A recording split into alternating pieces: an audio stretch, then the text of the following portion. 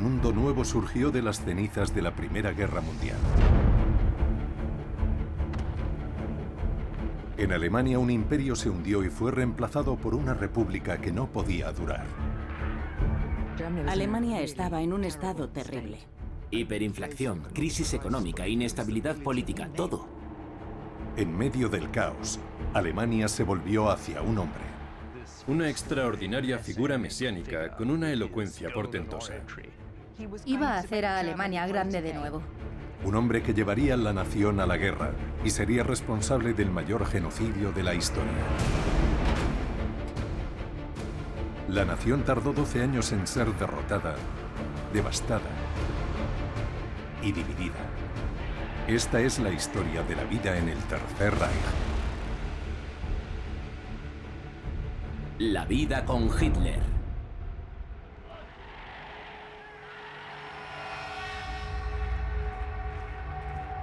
En 1914 Alemania entró en la Primera Guerra Mundial bajo el reinado del Kaiser Guillermo II.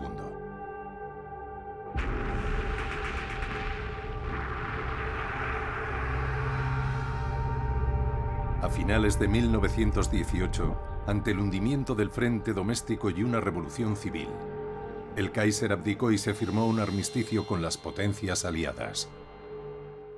Justo después de la Primera Guerra Mundial, Alemania estaba en un estado terrible. Había disturbios civiles por todas partes. La gente se moría de hambre. El país estaba en un terrible estado mental, pero físicamente, la guerra no había afectado al país, porque la lucha había tenido lugar fuera de Alemania. En 1929, los bancos estadounidenses habían prestado a Alemania 8.500 millones de dólares. La caída de Wall Street hizo desaparecer 10.000 millones de dólares del valor del mercado y los norteamericanos quisieron la devolución de su dinero. En los años que precedieron a la llegada de Hitler al poder, Alemania estaba en lo más profundo de una grave crisis económica. Había una atmósfera de angustia, desesperación, crisis económica, crisis política. Alguien, sin duda, tenía que alzarse en defensa de Alemania. Nuestra última esperanza, 1932-1935. Cuando hablamos del ascenso de los nazis al poder, tenemos que remontarnos a 1918, al final de la Primera Guerra Mundial. Fue un trauma para la nación alemana, y ese es el motivo que explica por qué el apoyo a la democracia entre los años 1918 y 1933 fue muy limitado. El 11 de agosto de 1919 se estaba formando una nueva república alemana aquí, en Weimar. En Alemania no había una tradición democrática, y los partidos se asociaban con la rendición de 1918 y el caos que la siguió. La República de Weimar nació de un acto de traición según los nazis, que fue el Tratado de Versalles. Muchos alemanes consideraron el Tratado de Versalles una serie de imposiciones de las potencias victoriosas para reprimir a Alemania. La pérdida de territorio alemán en el norte, en el este y en el oeste, la pérdida de industria, las compensaciones que Alemania tenía que pagar y la idea de que la paz les había sido impuesta por los aliados victoriosos. Esto era un trauma colectivo. Para muchos, las palabras República de Weimar evocaban imágenes de carretillas llenas de papel moneda sin valor y violentas manifestaciones políticas en la calle. Y todo eso era verdad, pero no toda la verdad. Todo era muy emocionante. Había libertad sexual, había mucho cine y teatro vanguardista. La industria cinematográfica alemana había sido insuperable en los años 20. Había sido pionera en películas experimentales como El gabinete del Dr. Caligari. Para los alemanes era una fábrica de sueños. Y había música maravillosa por todas partes. Las óperas de Strauss se estrenaban en Dresden. Había un gran entusiasmo por todas partes. Era una sociedad muy desarrollada y tenía una de las mejores universidades del mundo. Durante los años de Weimar, Alemania celebró 15 premios Nobel en física y química, comparados con los 5 estadounidenses. La mayoría de ellos se verían obligados a huir del nacionalsocialismo. 8 de esos refugiados trabajaron en el Proyecto Manhattan, construyendo la bomba atómica.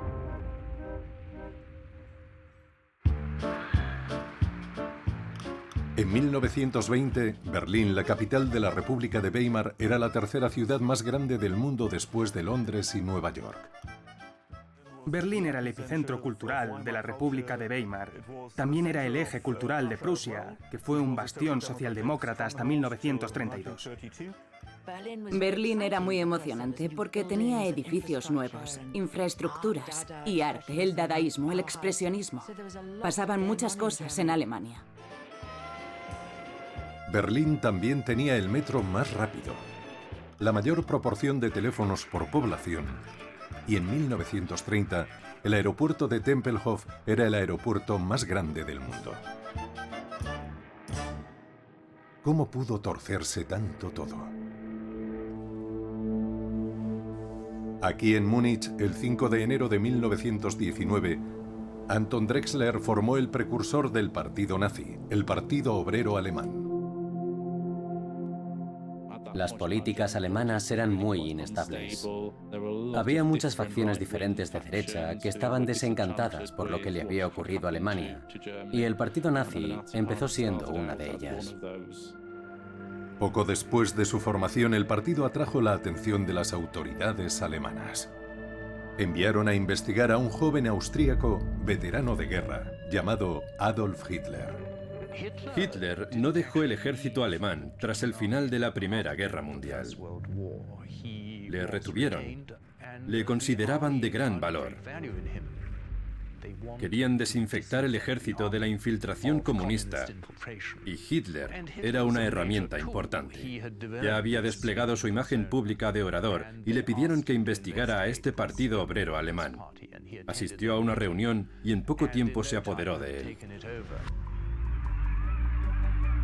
A finales de 1923, con el Partido Nacional Socialista con base en Baviera alcanzando los 55.000 afiliados, Hitler hizo su primera apuesta por el poder tomando el control de una cervecería en Múnich, donde el líder del gobierno bávaro, Gustav von Kahr, se dirigía a una gran audiencia. El putsch de la cervecería, un fracaso, pero de manera extraordinaria fue el acto que llevó a Hitler a captar la atención nacional. Lo que Hitler había hecho era secuestrar el liderazgo de Baviera y había impulsado una marcha hacia el Ministerio de Defensa para apoderarse del Estado y luego marchar hacia Berlín. Cuando Hitler y los nazis comenzaron la marcha, se encontraron con la policía armada en la plaza de la ciudad. Hitler fue arrestado 2 días más tarde y acusado de traición. Convirtió su juicio en una especie de teatro público, donde podía predicar las virtudes del ultranacionalismo a un pueblo alemán fascinado. El juez e incluso el fiscal fueron muy empáticos. Hizo un discurso apasionado. El futuro nos pertenece. Podéis encarcelarme ahora, pero nuestro movimiento seguirá adelante.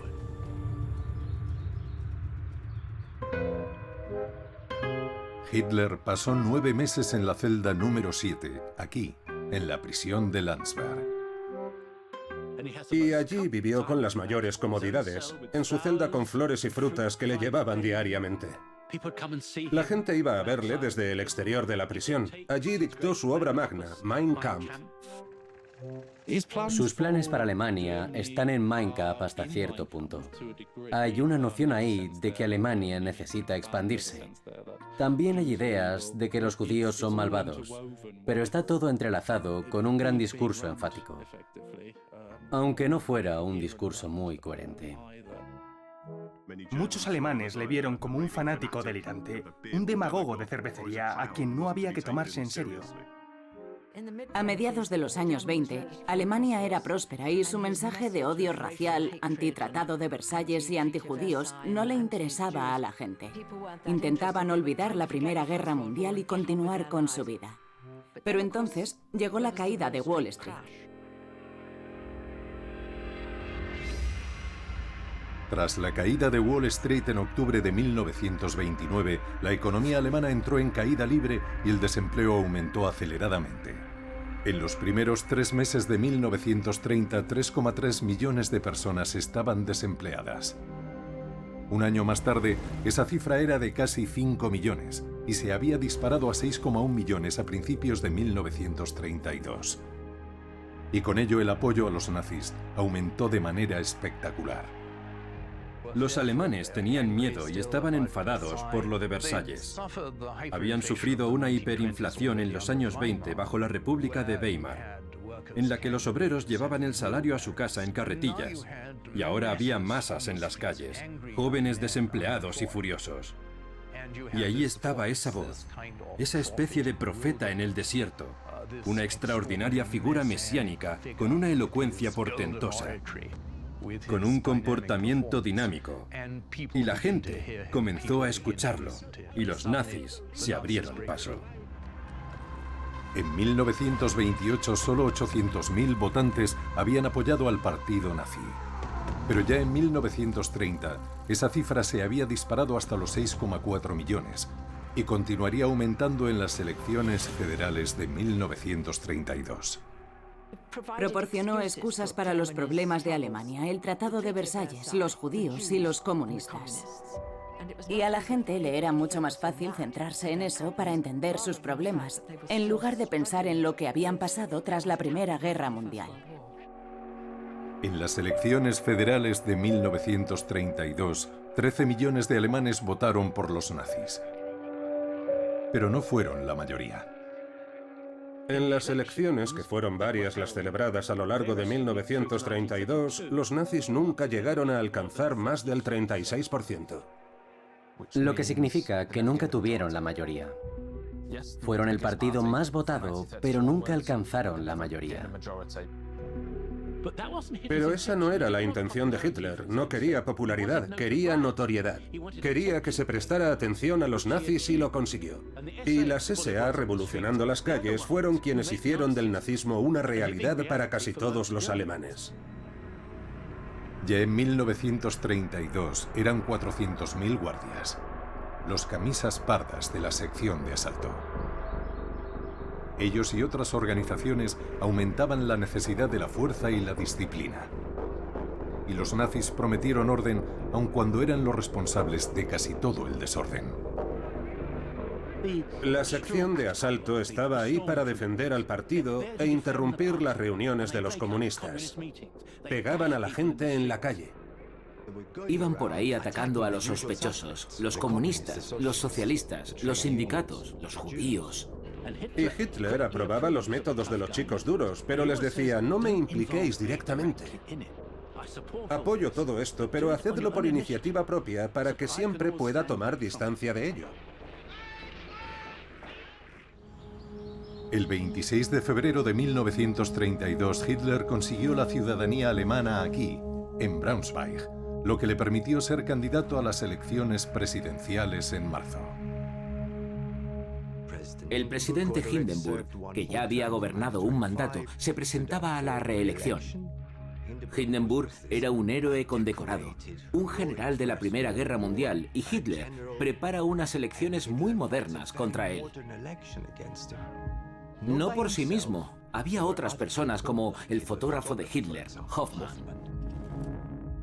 Heinrich Hoffmann sacaba fotografías frontales del rostro de Hitler mirando fijo a la cámara. Un blanco y negro muy efectivo. Pero también estaba Goebbels, probablemente el de mayor talento intelectual de los nazis. Joseph Goebbels construyó la marca nazi. Él diseñó la imagen visual del partido nazi, la imagen en movimiento del partido nazi. Goebbels era una de esas personas que entendía a la perfección el poder de los diferentes medios.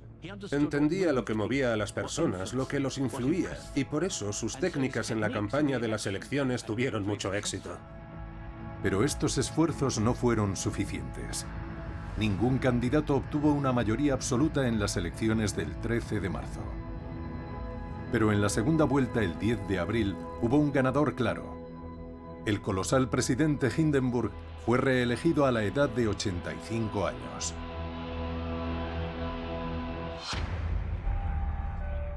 Pero no esperaba ganar, sino proyectarse como una figura nacional.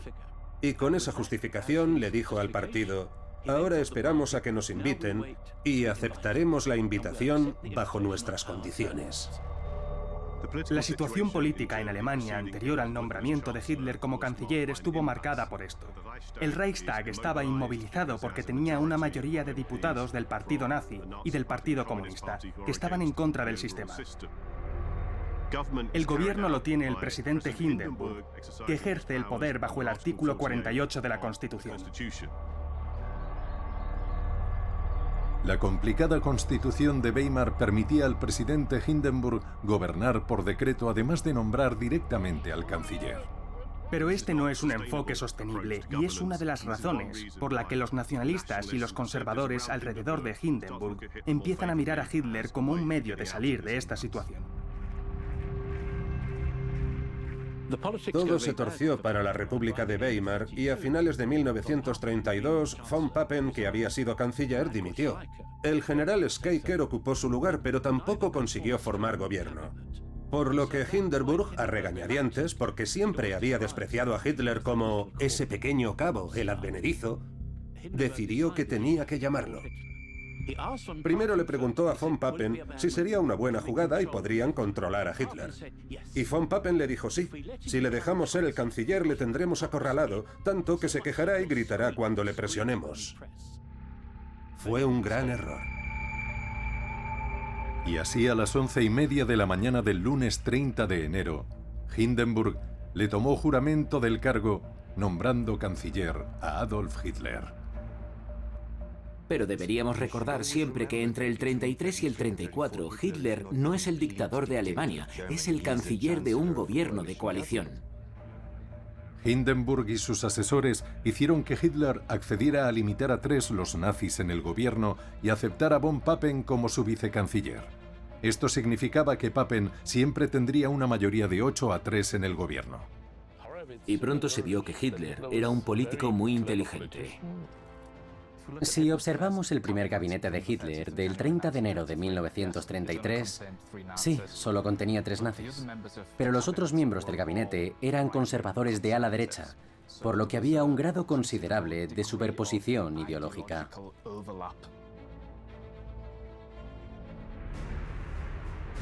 La tarde en la que Hitler fue nombrado canciller aquí, en las calles de Berlín, Joseph Goebbels organizó una multitudinaria procesión con antorchas. Y de hecho el desfile estaba tan organizado que pasó por delante del edificio de la Cancillería y Hitler pudo saludar a la gente desde su ventana. Fue un acto muy místico. Las antorchas, pueden imaginar, le dieron una dimensión casi religiosa. Esa especie de toma simbólica de Berlín por el nacionalsocialismo en muchos aspectos fue también una señal de lo que habría de venir. Era como decir, ahora nosotros tenemos el poder, somos la autoridad. El mismo Goering, el segundo de Hitler, dijo de aquella noche que era un acto equivalente a la declaración de la Primera Guerra Mundial en 1914, que en Alemania, igual que en otros países, estuvo marcada por un estallido de entusiasmo y emoción nacionalista. Pero muchos en Alemania no sintieron el peso de este momento excepcional.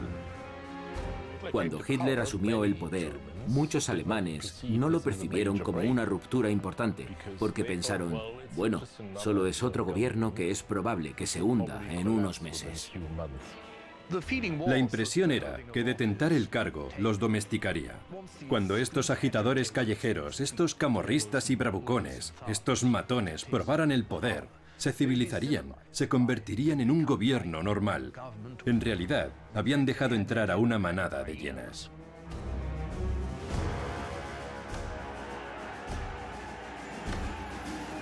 En su primera aparición tras convertirse en canciller, Hitler prometió que su gobierno declaraba una guerra sin cuartel al nihilismo espiritual, político y cultural. Lo que significaba que no habría más cabaret en Weimar, ni más Bauhaus, ni más, en palabras de Hitler, comunismo anarquista.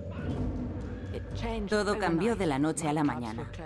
Los clubs nocturnos se cerraron. El jazz, que había sido un gran atractivo en la vida de Berlín, todo eso desapareció. Berlín era una ciudad donde los homosexuales se sentían relajados, y eso, por supuesto, cambió de inmediato. La gente pensaba que era algo bueno. Para los alemanes ordinarios, entre comillas, la vida no cambió tanto porque no fueron perseguidos. Muy al contrario, parecían beneficiarse de la toma de poder de los nazis porque Hitler les había hecho promesas. Reducir el desempleo, crear nuevos trabajos, por lo que esperaban un buen futuro, un futuro brillante. Poco después de convertirse en canciller, Hitler anunció que su prioridad sería la salvación del obrero alemán en un enorme e integral ataque al desempleo. Se implementaron una serie de programas de obras públicas. Los obreros se pusieron a construir puentes, hospitales, escuelas, a construir lo que recuerda a todo el mundo, la Autobahn, la nueva autopista. Una de las grandes vanaglorias del movimiento nazi y de Hitler en particular fue que habían acabado con el azote del desempleo. Hay algunos elementos de verdad en ello. La gran pregunta es si fue una consecuencia de la política nazi o formó parte de la recuperación internacional de la depresión de principios de los años 30. Y la mayoría de los académicos sugieren que fue esto último. Hitler tuvo suerte, porque llegó al poder en 1933, cuando la economía alemana empezaba a recuperarse.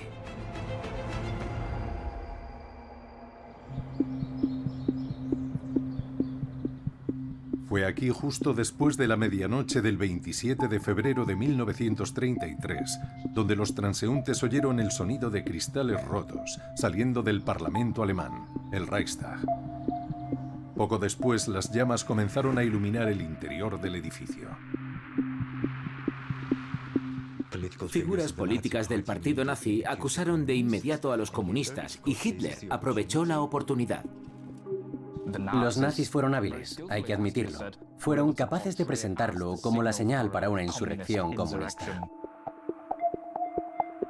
A la mañana siguiente, el gabinete se reunió para redactar un decreto de emergencia que abolió muchas libertades civiles en toda Alemania, incluyendo derechos de libertad personal, libertad de expresión, libertad de prensa, libertad para organizarse y reunirse, la privacidad de las comunicaciones postales, telegráficas y telefónicas.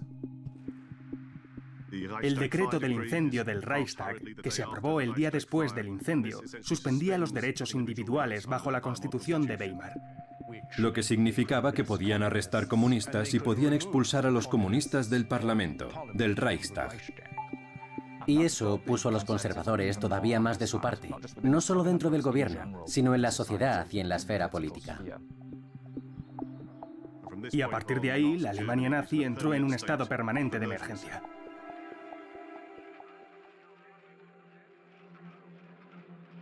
Marinus van der Lubbe, un joven comunista holandés, fue arrestado en el lugar de los hechos, hallado culpable y sentenciado a muerte. Pruebas recientes apoyan de manera sustancial la declaración de culpabilidad. Van der Lubbe fue el primer civil ejecutado por el Tribunal Especial Nazi. 12.000 personas le seguirían.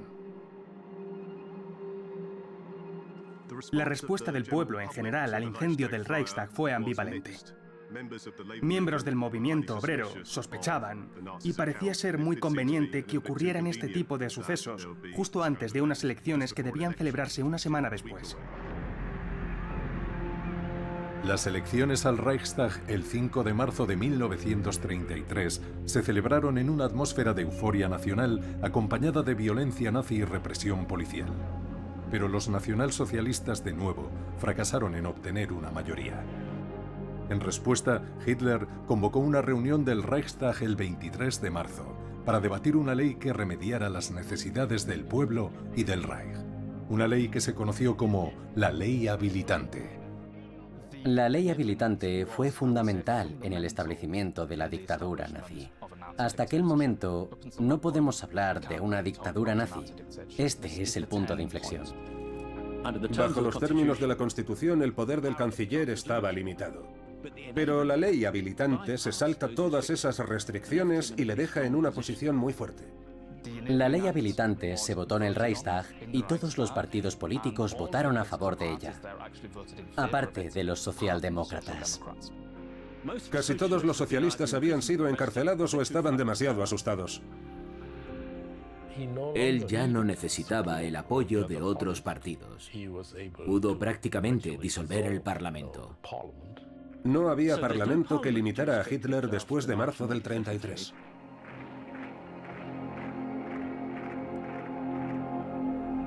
Aquí, el 22 de marzo de 1933, un día antes de la aprobación de la ley habilitante, se abrió el primer campo de concentración nazi, Dachau.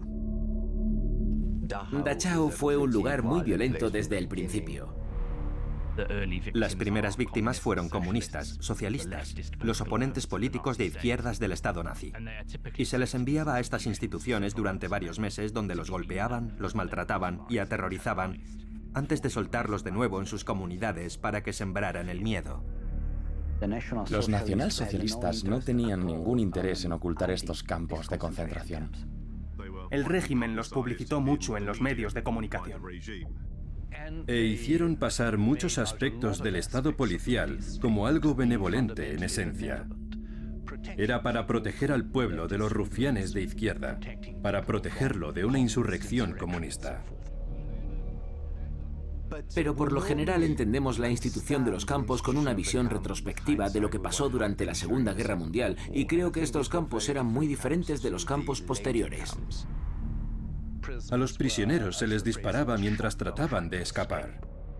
Pero los campos de concentración no eran campos de exterminio, eran una especie de correccional con ametralladoras. En abril, el número puesto bajo medidas de protección solo en Prusia fue de 25.000 personas. En el verano, más de 100.000 comunistas, socialdemócratas y otros oponentes de los nazis habían sido enviados a campos de concentración. Había comenzado la era nazi. Sus características más famosas también se pusieron en marcha de inmediato. En abril de 1933 fue el primer boicot importante a los negocios judíos. Eso ocurrió 2 meses y pico después del nombramiento de Hitler. Es una señal muy temprana, por así decir, de hacia dónde se dirigía el régimen. Había guardias en el exterior de las tiendas judías, desalentando a la gente a entrar, a comprar allí, pintando esvásticas en las tiendas. Pero no hubo violencia real en aquel suceso. Hubo mucha violencia psicológica, por supuesto, como podemos imaginar. Y Hitler sabía que esto era muy importante. Sabía que debía contener el radicalismo de su partido, ahora que tenía el premio del poder.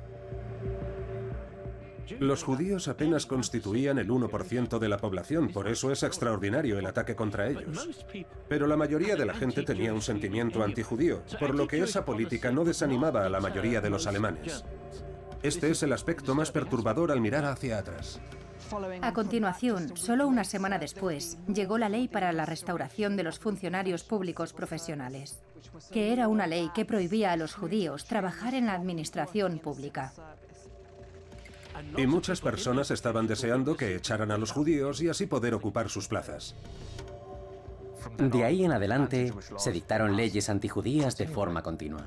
Los judíos fueron retirados de manera constante de todos los aspectos políticos, económicos y culturales de la vida social en Alemania.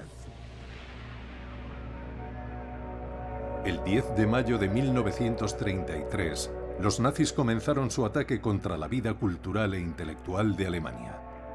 Se encendieron grandes hogueras en las universidades de toda la nación para hacer una purga literaria. Fue todo un símbolo de barbarie, un símbolo de tal regresión a una especie de orden primordial que el mundo debería haberse puesto en guardia. No lo hizo.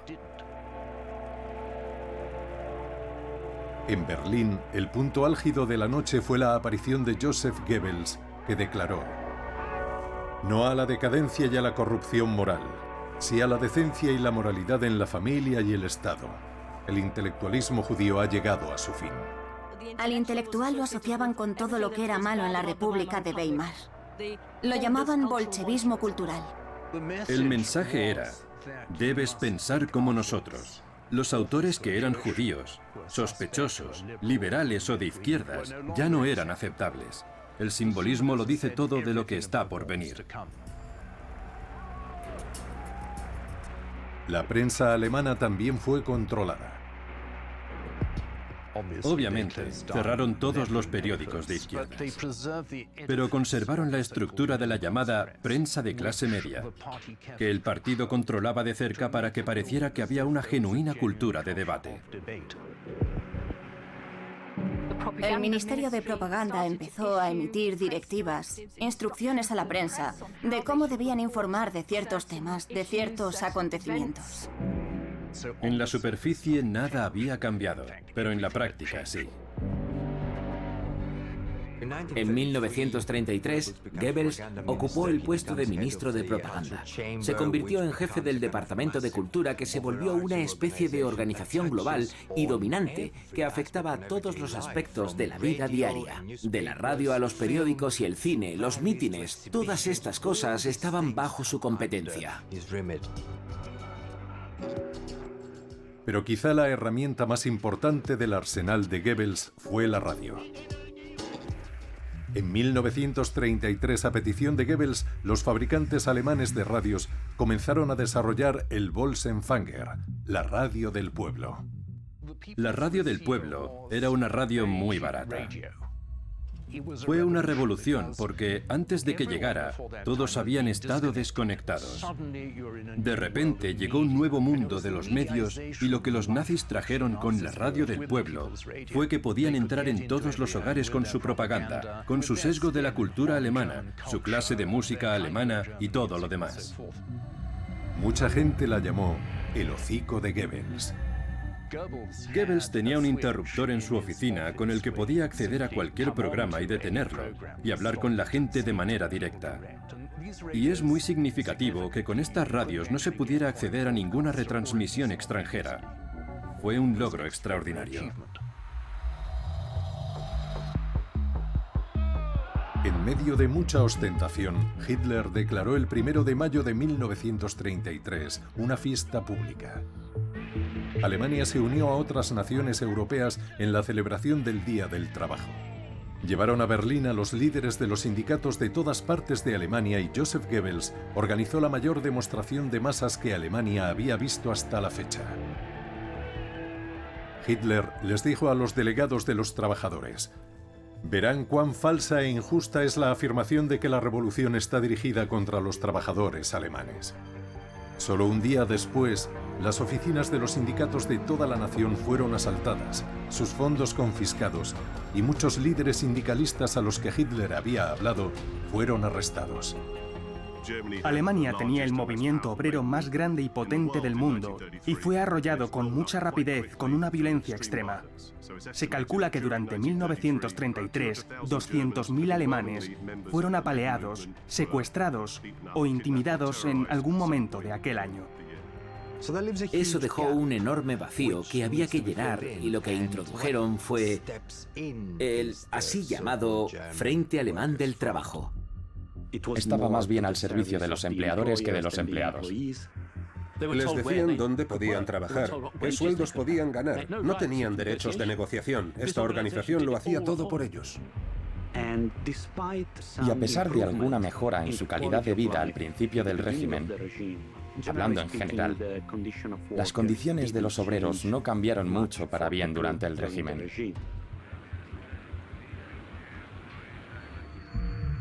El 13 de julio de 1933, el ministro del Interior del Reich promulgó un memorándum exigiendo a todos los empleados alemanes saludarse unos a otros con el saludo de Hitler.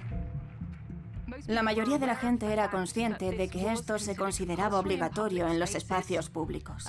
Y había una amenaza de castigo por la que podías perder el trabajo, ser arrestado, podías ser juzgado, podías ser encarcelado si no usabas el saludo. Los niños pequeños se adaptaron a esto con mucha rapidez porque puede que no hubieran conocido nada más. Hay incluso informes de mujeres que mientras parían lo gritaban, pero por supuesto provienen de documentación oficial. En el año que Hitler subió al poder, un tercio de las profesoras fueron obligadas a aceptar un retiro anticipado de acuerdo con el ideal nazi de Kinder, Küche, Kirche. Niños, cocina e iglesia. Era un eslogan que iba unido al comportamiento deseado para las mujeres, y donde debían estar era sin duda en el hogar, en la esfera privada, mientras que la esfera pública del trabajo y la vida cívica o la vida profesional era para los hombres, no para las mujeres. El empleo remunerado fuera del hogar para las mujeres era descrito como una carga, ya que antes de que los nazis llegaran al poder, se habían visto obligadas a salir a trabajar, y esto llevó a la degeneración de la familia. Los nazis estaban preocupados porque la nación estaba en declive demográfico, por lo que había grandes expectativas de que las mujeres alemanas dieran a luz tantos niños como fuera posible. Y para poder facilitarlo, también tenían que casarse lo antes posible. Así que había muchas medidas para que esto sucediera. Por ejemplo, la ley para el fomento del matrimonio, que ofrecía préstamos a las parejas, pero con la condición de que las mujeres renunciaran a su trabajo y se quedaran en casa.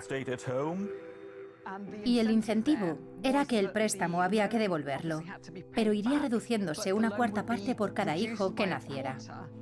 Por lo que con el nacimiento del cuarto hijo, quedaban eximidos por completo del pago del préstamo. A las mujeres que producían 4, 6 u 8 hijos, se les premiaba con la llamada Muttererenkruz, la cruz de la madre, la cruz de honor de la madre alemana. En realidad, lo más importante era que el Reich, que iba a durar para siempre, necesitaba muchas personas, por lo que las mujeres eran animadas a reproducirse y cuidar de la casa. Pero no a todas las mujeres se les animó a tener hijos. Si eran judías, si eran consideradas deficientes mentales o asociales fuera de los límites, no debían procrear. Y la esperanza era que todo eso sería erradicado del acervo genético alemán por medio de la esterilización forzada.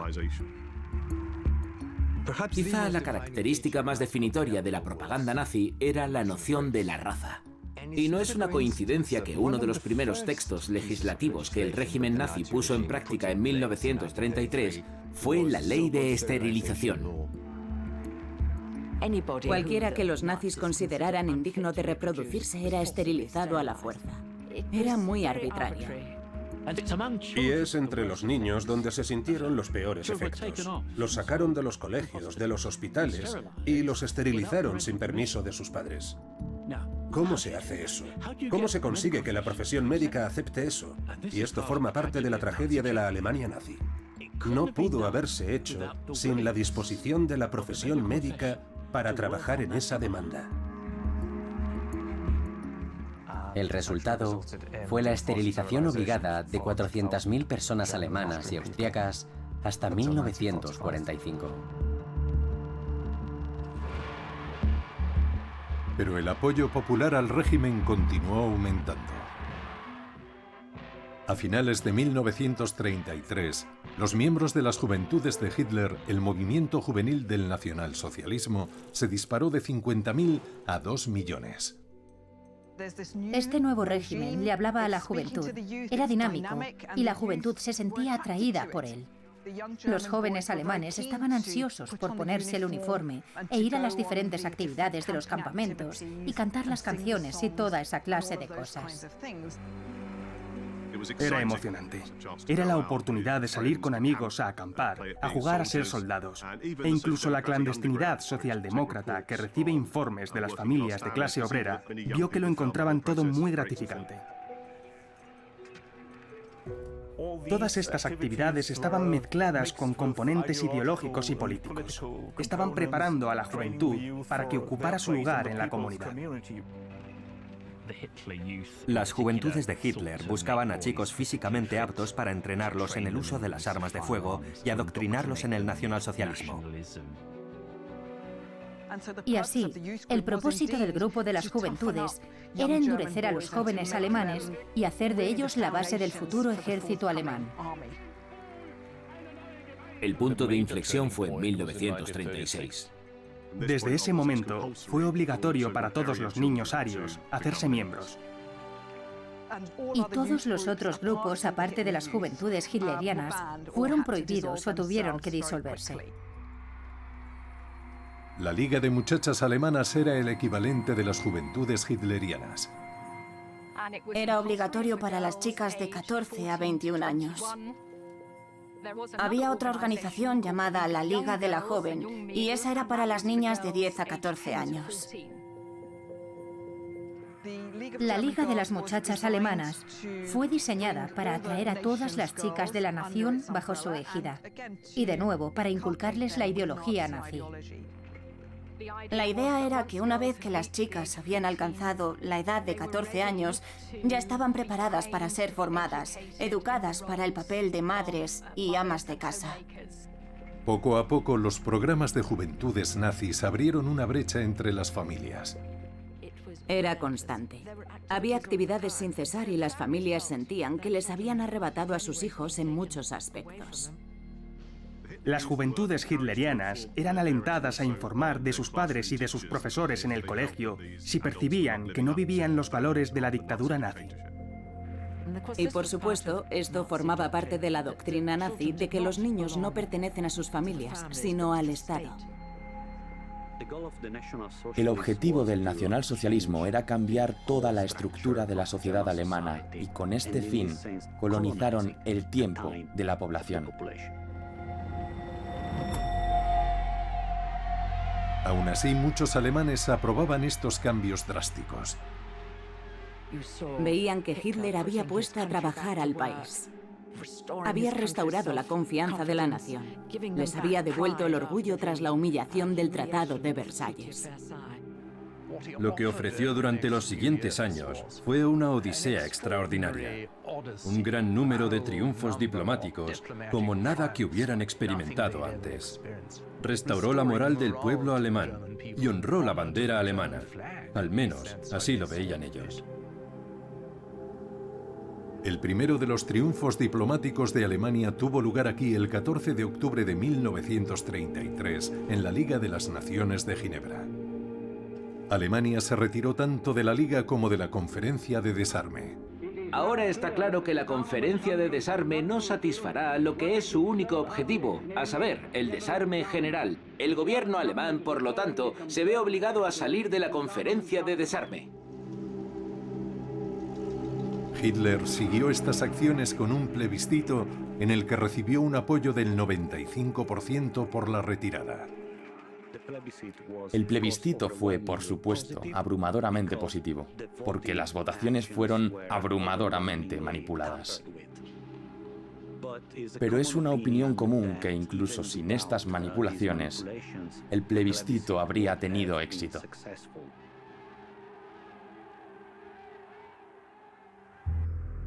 A comienzos de junio de 1934, el presidente Hindenburg, con la salud debilitada, se retiró a su finca prusiana. El presidente Hindenburg era un pilar de continuidad entre la República de Weimar y el nuevo régimen. Y hay que recordar que Hitler no tenía carta blanca en Alemania. Estaba bajo la supervisión de Hindenburg. Pero Hindenburg estaba empezando a demostrar claras señales de deterioro mental.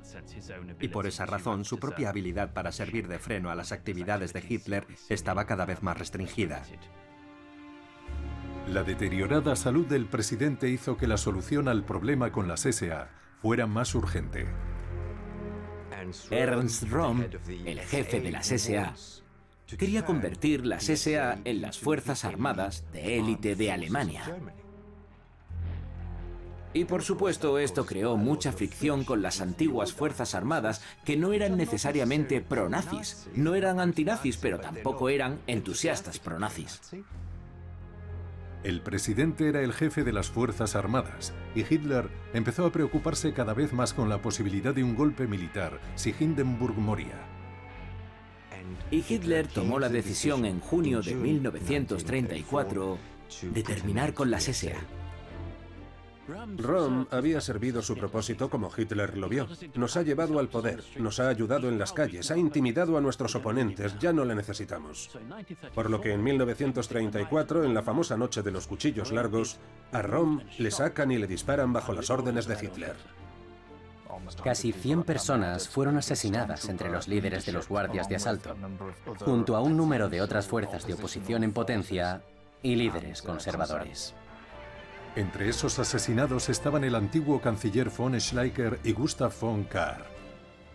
No fueron solo las SA, aunque las SA eran el objetivo principal. Fue un número de oponentes que se interponían en el camino de la reivindicación de Hitler de pleno poder sobre el partido, sobre el régimen y, muy pronto, sobre toda Alemania.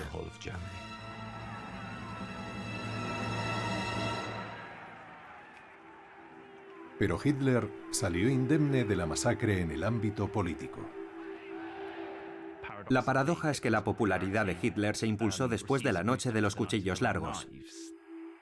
Hitler fue capaz de presentar estos hechos como un escape por los pelos de un estado de revolución permanente. El modo en que Ernst Röhm y los otros líderes de las SA fueron asesinados se vio como una prueba de que Hitler estaba restaurando el orden. Hitler estaba dispuesto a ejecutar a sus antiguos camaradas dentro del movimiento nacionalsocialista, si esto era en beneficio de la nación y el Estado. El presidente Hindenburg envió un telegrama a Hitler agradeciéndole el rescate del pueblo alemán de un grave peligro. El 2 de agosto murió. La suerte es una palabra que a los historiadores no les gusta mucho, pero es muy importante para entender cómo resultaron las cosas. ¿Y si Hindenburg hubiera vivido más tiempo? La muerte de Hindenburg es muy importante en muchos aspectos para terminar y cerrar la fase que los historiadores llamamos la toma del poder. Se tratan de puntos y detalles que legalmente el nuevo título de Führer o líder le daban poder a Hitler. Fue el momento en que Hitler quedó liberado de esa pretensión de orden constitucional. Y es, en muchos sentidos, el comienzo de la verdadera dictadura nazi.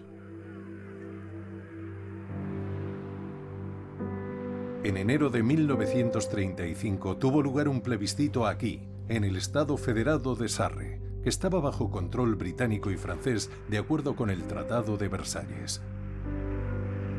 Las opciones eran continuar como estaban, la unión con Francia o la unión con el Reich. Poco menos del 91% del electorado eligió el Reich. El retorno del Sarre en 1935 fue muy popular y se vio como una especie de resolución pacífica del Tratado de Paz de Versalles. La parte más emocional del mensaje político nazi, casi desde el principio, había sido la revisión del Tratado de Versalles. El retorno del Sarre era solo el primer paso. Fue una marcha gloriosa hacia el futuro, una cosa tras otra, sin cortapisas por parte de ninguna potencia extranjera. El 16 de marzo de 1935, Hitler anunció la introducción del servicio militar obligatorio. Alemania se estaba preparando para la guerra, pero no parecía que a la población en general le importara. La popularidad de Hitler no hizo más que aumentar. No olvidemos que subió al poder en 1933 prometiendo terminar con la austeridad, trabajos para todos y la revisión del Tratado de Versalles. Lo había cumplido todo. La política alemana bajo Hitler parecía estar funcionando. El desempleo se redujo de manera espectacular. La población estaba contenta. Creían haberse recuperado de los horrores de la guerra de 1914 y que ahora eran un protagonista importante en la escena europea. Alemania volvía a ser grande otra vez. El 15 de septiembre de 1935, la esvástica se consagró como la bandera nacional de Alemania. En solo 2 breves años, Alemania había sido transformada. Toda la oposición política había sido aplastada y todo el poder estaba en manos del Führer. Hitler se alzaba en el cenit de un sistema político en el que se premiaba a la gente por presentar las ideas más radicales posibles, que eran las que complacían la visión del Führer del futuro de Alemania. No había freno de mano en la dictadura nazi. Solo había un acelerador hacia políticas aún más radicales. Terminada la toma del poder de Alemania por Hitler y los nazis, Europa era la siguiente.